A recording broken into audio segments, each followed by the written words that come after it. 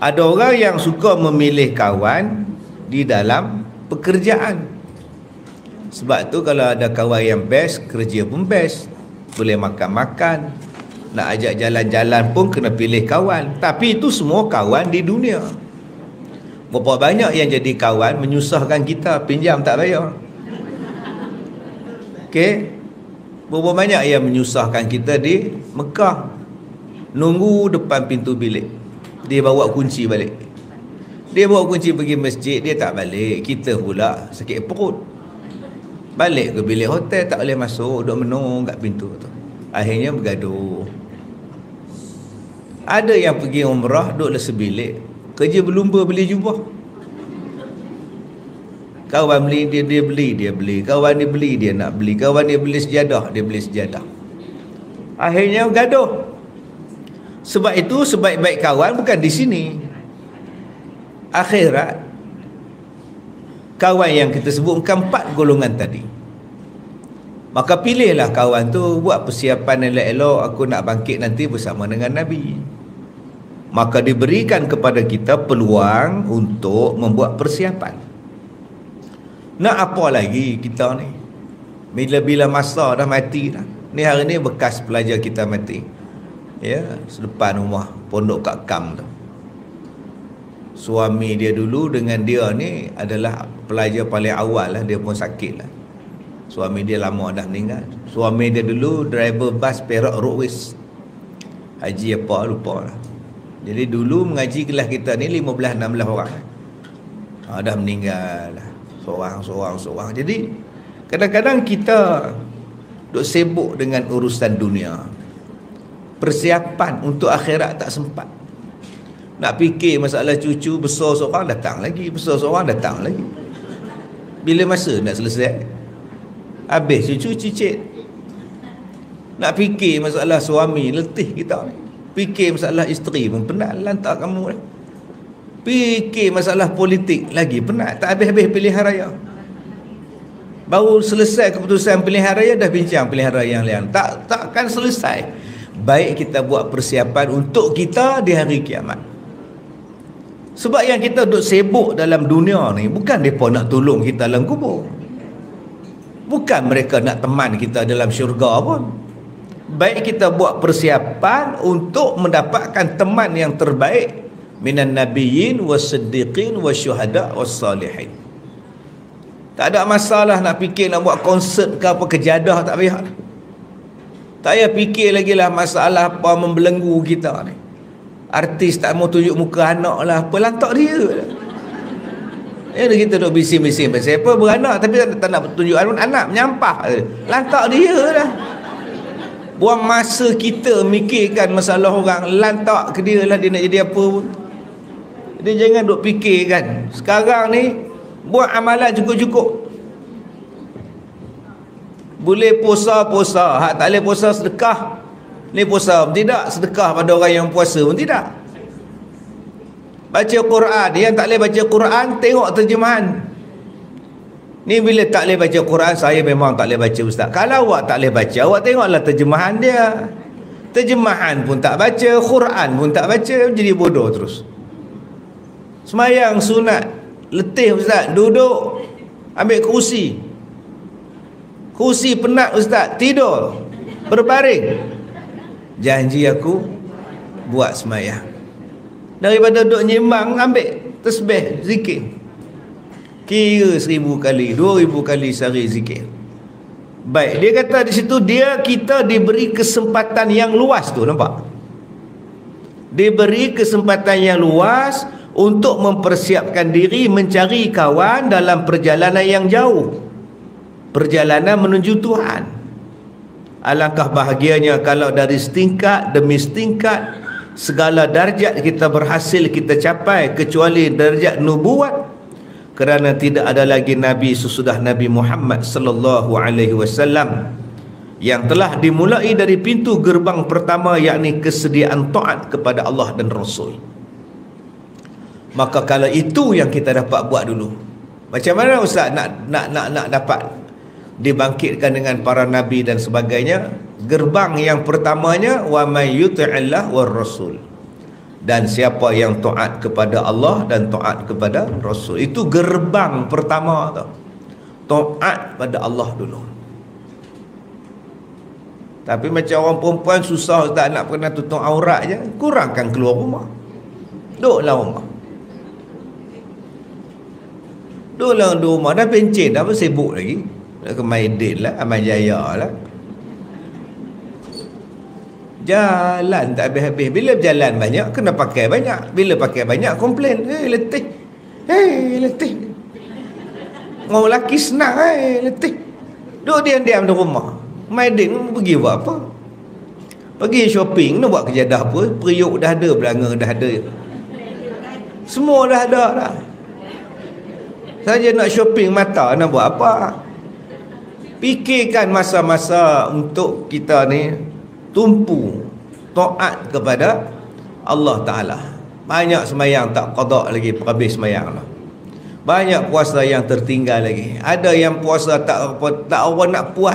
Itu zaman remaja dulu puasa tak apa nak puas hati ustaz, ulang balik qada balik bagi puas hati.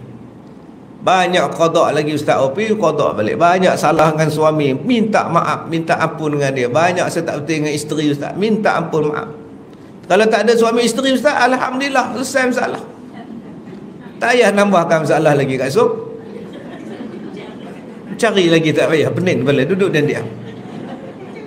Bila kita fikirkan keadaan macam ni, darjat yang pertama, gerbang yang pertama untuk kita dapatkan kawan yang baik, jalan dia ialah taat kepada Allah dan Rasul.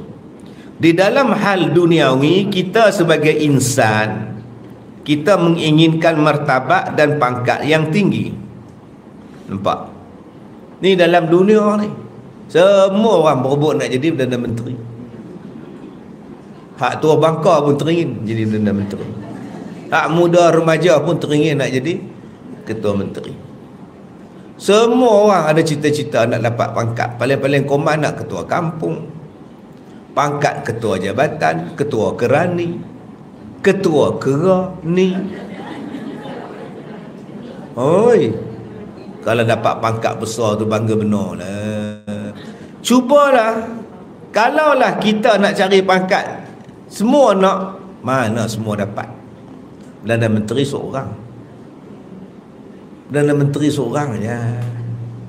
Jadi siapa yang nak dapat, kita ni tobat lahum tak jadi dah.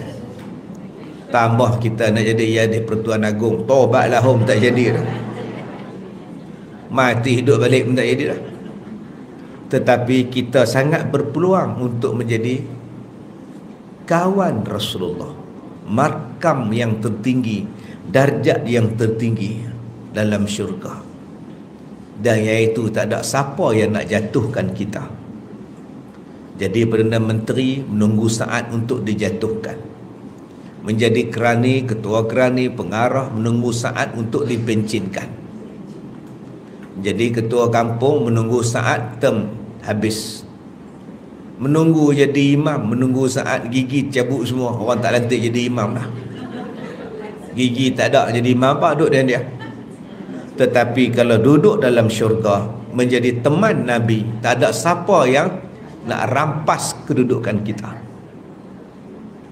Baik kita sibukkan diri kita, pilih jawatan tu, daripada kita duduk sibuk dengan dunia tak habis-habis ni.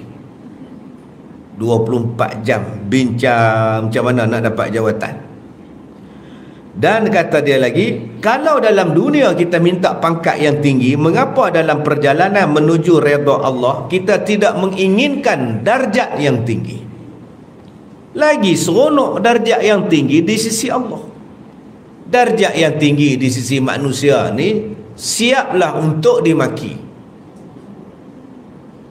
Siaplah anda untuk dimaki. Zaman orang maki orang, dia ada dua. Satu Ustaz Kazim, satu Ustaz Kazam. Ustaz Kazim ni orang kenal merata. Ustaz Kazam ni orang tak kenal. Dia kampung dia ya. Antara dua ni, mana yang kena maki banyak? Hak Kazim tu lah. Zam-zam ala Kazam dia terbang aja. Lagi anda dikenali, lagi anda bersedia untuk dia caci maki. Maka sebab itu orang zuhud dia banyak diam. Dia tak keluar di tengah-tengah masyarakat. Dia tumpu pada ibadat. Berbeza dengan orang yang sibuk menyelesaikan banyak masalah, dia sibuk dan dia tak ada masa nak menyelesaikan urusan diri dia sendiri. Sebab tu kita ni ada hak. Sayang benda-benda tu tak ada hak di Malaysia. Di Amerika presiden 2 penggal, Indonesia presiden 2 penggal. Habis 2 penggal duduk diam-diam. Duduk diam-diam. Di Britain tu lagi 1 penggal habis, 1 penggal habis. Dulu hak lama Margaret Thatcher dulu. Margaret Thatcher tu kira lama lah. Lepas tu tak ada lah. Dia main kawan ni habis.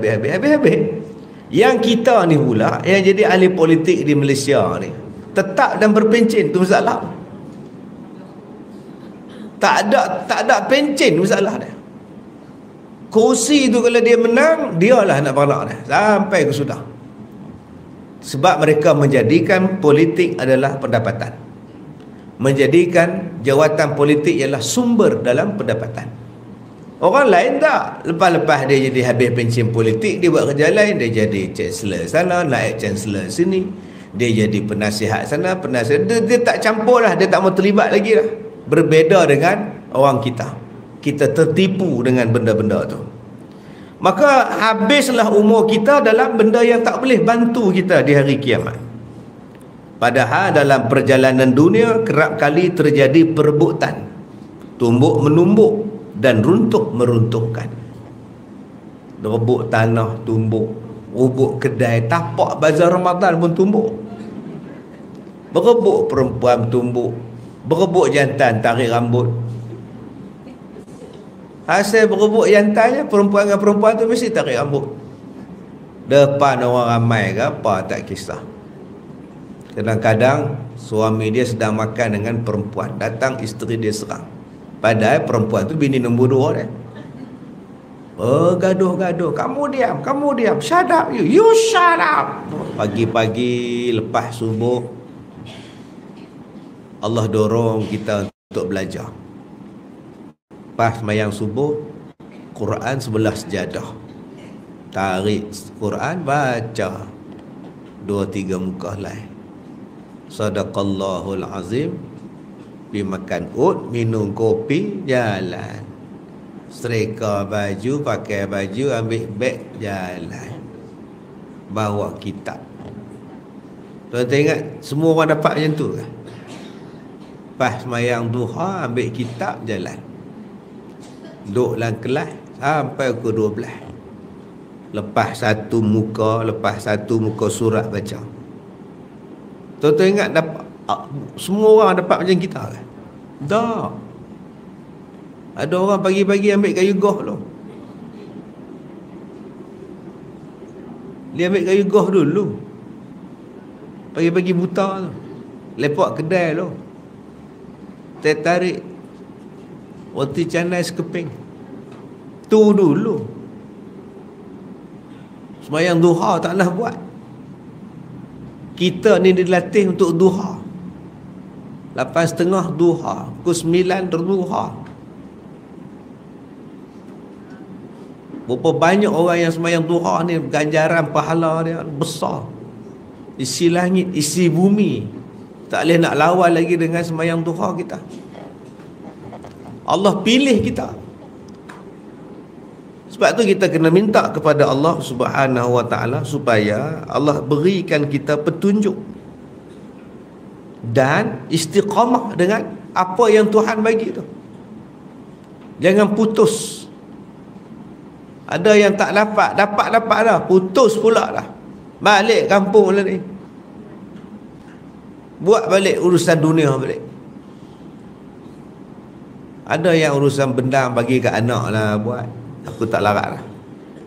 Urusan kambing, urusan lembu, bagi anak lah buat. Aku dah 70 lah. Anak aku ada bagi dia buat. Cucu ada bagi dia buat. Percaya pada cucu, percaya pada anak. Aku nak cari Tuhan dah sekarang. Tapi tak. Lagi sibuk. Maka kepadanya, adapun ketiga riwayat sebab turunnya ayat tadi, baik kisah seorang lelaki ataupun kisah para sahabat Nabi yang bertanya-tanya itu, atau kisah anak muda yang jalan ceritanya hampir sama, iaitu duka cita kala-kala di akhirat tidak akan lagi melihat Rasulullah kerana tempat akan berjauhan meskipun sama-sama di syurga. Sehinggalah datang ayat ini menjelaskan, menurut ilmu hadis sanadnya tidak ada yang kuat. Meskipun begitu, pengertian yang terkandung dalam ketiga-tiga kisah ini menjadi kuat. Yang satu menguat satu yang lain berdasarkan kepada hadis sahih Nabi sallallahu alaihi wasallam. Kata Nabi, al-mar'u ma'a man ahabba. Rawahu Ahmad wal Bukhari wa Muslim. Manusia akan berada bersama orang yang dicintainya. Sekarang tuan-tuan cinta pada siapa? Rasulullah. InsyaAllah di syurga kita dengan Rasulullah. Makcik minat siapa? Makcik minat The Beatles, Ustaz. Mudah-mudahan lah makcik dengan The Beatles. Nabi sebut itu, al-mar'u ma'a man ahabba. Kita akan bersama dengan siapa yang kita suka. Cuba kita tengok yang kita suka ni ahli syurga. Naya. Kalau dia bukan ahli syurga, minat dekat makcik yang mati baru ni. Opah Elizabeth bersama kan. Menangis siang malam. Kenapa lihat mati dah opah idola opah dah tu, Makcik Lebet tu, kata dia. Sayang benar opah pada dia. Sayang benar lah, dia berjasa, kata dia. Agak-agak dia masuk syurga tak? Habis itu sekadar ala kadar sahaja, ucap takziah sudah. Tak payah buat pelik-pelik lagi, sebab dia bukan ahli syurga. Baik kau cinta pada Nabi, ulama mati kau tak ada sedih. Tok guru mati, ulama mati, hilangnya mutiara ilmu ni, duk mengajar bersinar mati, tak ada pula engkau sedih. Yang tu hilang ilmu, kita nak rujuk pada siapa? Ulama hak ada ni tak boleh nak ganti. Seorang tak boleh nak ganti lah. Jadi letakkan kecintaan kita kepada Nabi sallallahu alaihi wasallam. Maka kita pun mencari cinta Nabi, cinta Allah. Tegasnya, kalau engkau cinta kepada Rasulullah, niscaya engkau akan bertemu dengan beliau di akhirat kelak di dalam syurga Jannatun Naim. Yang ni target kita ni. Kalau boleh kita, suami kita, anak-anak kita satu syurga dengan Rasulullah, satu kedudukan dengan Rasulullah. Berkata Anas bin Malik, jaranglah kegembiraan meliputi hati kaum muslimin yang menyamai kegembiraan mereka pada hari hadis ini diucapkan oleh Nabi sallallahu alaihi wasallam. Anas bin Malik kata, sahabat-sahabat Nabi bila dengar hadis ini, kata Anas, itulah saat yang paling menyukakan kami, bila Nabi kata di hari kiamat mereka boleh dibangkitkan dengan Nabi sallallahu alaihi wasallam. Jadi kita dah baca tafsiran ni dah 2 minggu dah. Ada tak kegembiraan dalam hati kita? Keterujaan dalam hati kita nak hidup dengan Nabi sallallahu alaihi wasallam? Kalau ada, alhamdulillah. Setengah orang dia tak ada apa bila baca ayat dia benar. Dia tak ada keinginan.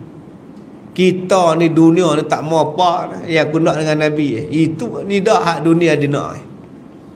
Jadi fikir-fikirkan tuan-tuan, setakat mana kecintaan kita terhadap Nabi sallallahu alaihi wasallam. Baik, kita lihat pada ayat yang ke-71. A'udzu billahi minasyaitonir rajim. Ya ayyuhalladzina amanu khudhu hidrakum fanfiru subat aw infiru jami'a wa inna minkum laman la yubatti'anna fa in asabatkum musibah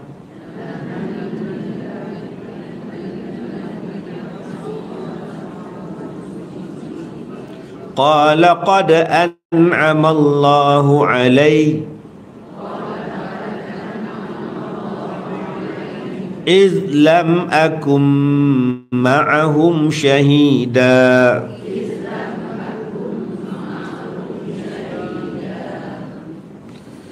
Baik, ayat yang ke-73. Wala in asabakum fadlum minallah la yaqulanna ka'an lam takum bainakum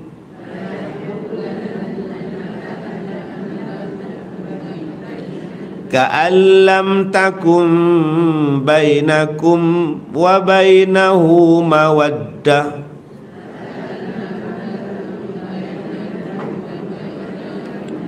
ya laitani kuntu ma'ahum fa'afuza fawzan azima. Sadaqallahul azim. Baik, ayat 71. Ya ayyuhalladzina amanu, wahai orang-orang yang beriman, khudhu, ambillah persediaan kamu, hizrakum, ambillah kamu semua membuat persediaan, fanfiru, lalu majulah kamu dalam keadaan subatin, berkelompok, awin firu jami'a, atau majulah kamu bersama-sama. Nampak? Ayat ni cerita tentang nak pergi perang. Allah suruh kita ni buat persiapan untuk perang anytime. Panggil je perang, jalan. Sebab musuh kita pun membuat persiapan juga. Kena siap siaga lah. Jangan tayar pancit pula. Helikopter tak boleh pusing, kapal terbang tak boleh berjalan, jangan. Senapang tak boleh tembak. Tak mau, semua standby dah, bersiap siaga dah, anytime, kata Allah. Dan bergerak pula dalam keadaan berkelompok atau maju bersama-sama. Ini di dalam ayat berkenaan dengan perang. Tetapi kalau kita lihat daripada sudut yang lebih luas daripada perang, Allah Ta'ala kata khudhu hizrakum, ambillah kamu sesuatu persiapan, buat persiapan. Persiapan apa? Mati. Buat persiapan, maka tubuhlah khairat kematian. Nampak tak tu? Buat dalam bentuk berkelompok atau majulah bersama-sama. Maka kalau dibuat, kalau ada kematian dalam kampung, ada dah untuk mati. Nama dia khairat kematian. Duit liang lahat, duit kapan. Buat ramai-ramai, seorang bagi RM50 sebulan, setahun, 100 setahun. Tu pun tak boleh bayar dah, kata apa. Yang kedua, insurans. Anak kita sakit tak tentu bila, kita ni pun tak tentu bila. Ambil pada ayat ini, khudhu hizrakum, ambil buat persiapan dan bergeraklah secara berkelompok atau beramai-ramai. Hari ni buat insurans berkelompok. Nak pergi umrah, insurans berkelompok. Nak naik kapal terbang, nak melancong ke Turki, insurans berkelompok. Nampak tak? Budak-budak nak buat rombongan, insurans berkelompok. Lama dah Allah Ta'ala suruh berkelompok ni. Kita yang baru faham. Buatlah satu benda yang berkelompok. Simpan duit banyak-banyak, buat pelaburan. Nama dia amanah saham berkelompok. Untung sama-sama. buat pertanian berkelompok, akhirnya bendang yang kecil jadi besar. Dulu bendang kecil, batas 4 segi petak kecil. Sekarang petak tu dibuang, dilebarkan sawah dia, jentera boleh masuk, helikopter boleh masuk, drone boleh masuk, hasilnya berlipat kali ganda lagi. Maka kalau kita baca ayat ini, perintah Allah ialah buat sesuatu persiapan dan dibuat pula secara berkelompok. Bukan setakat perang saja. Apa-apa saja lah, dia ada tabung dia, tabung khas, tabung bencana alam. Bagi seorang sikit, buat berkelompok. Masuk seorang sikit, buat berkelompok. Kita pergi umrah setahun dulu-dulu 250,000 orang setahun. Cuba 250,000 setahun itu, tahun ini jangan pergi sekejap. Kami nak duit engkau orang 10,000 belanja umrah tu. Buat satu tabung khas. 250,000 kalau RM10 jadi berapa? 2.5 juta. Kalau 100, 25 juta. Kalau 1,000, 250 juta. Kalau 10,000, 2.5 bilion. Bayangkan, duit orang Islam ada 2.5 bilion, buat secara berkelompok. Agak-agak selesai dah banyak masalah kita.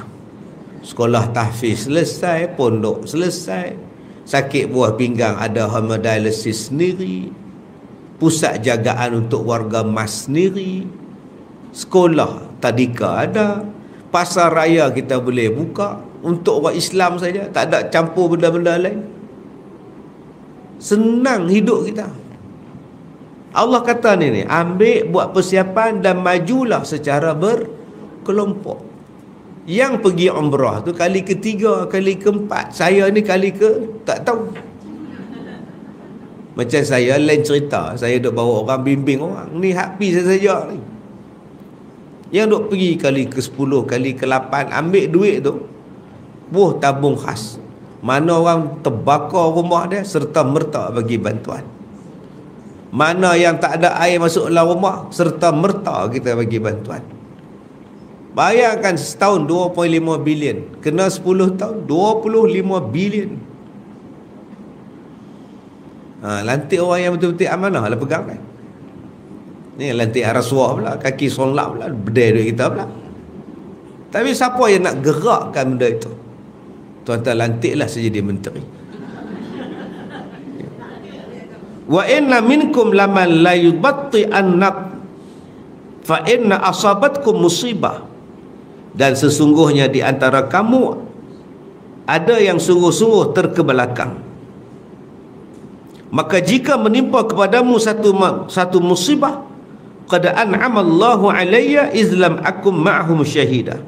Sesungguhnya Allah telah memberi nikmat kepadaku, nescaya aku tidak turut menyaksikan bersama mereka. Walain asabakum fadlun minallah la yaqulanna ka'an lam takun bainakum wa bainahu mawaddah ya laitani kuntu ma'ahum fa afuza fawzan azima.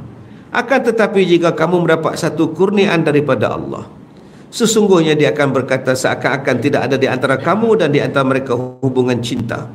Alangkah baiknya jika aku dapat bersama mereka, tentu aku pun akan beruntung dengan keuntungan yang besar. Maka golongan munafik dengan golongan tak munafik macam-macam disebutkan dalam ayat ini. Allah Ta'ala sebut bila dipanggil untuk pergi berjihad, ada orang bergerak bersama-sama, kemudian dia mundur ke belakang perlahan, dan akhirnya dia kata dia sakit, dia mundurlah, dia baliklah. Ada pula yang sakit tapi dia kata aku nak pergi juga, aku nak juga berjihad. Ada orang yang menggunakan pelbagai alasan untuk tak mau keluar berjihad. Ada yang alasan apa benda pun datang, aku tetap nak berjihad. Begitulah dengan kehidupan kita. Dalam kita nak buat benda yang berkelompok macam tu, akan ada orang yang tarik diri. Ada orang yang takkan menarik diri. Susah senang aku tetap bersama korang. Ada orang baru diuji sikit, kelang kabut dia keluar. Begitulah asam garam. InsyaAllah kita akan baca esok benda-benda ini dalam bab perjuangan, dalam bab berkelompok, yang macam-macam bentuk kelompok yang boleh kita faham.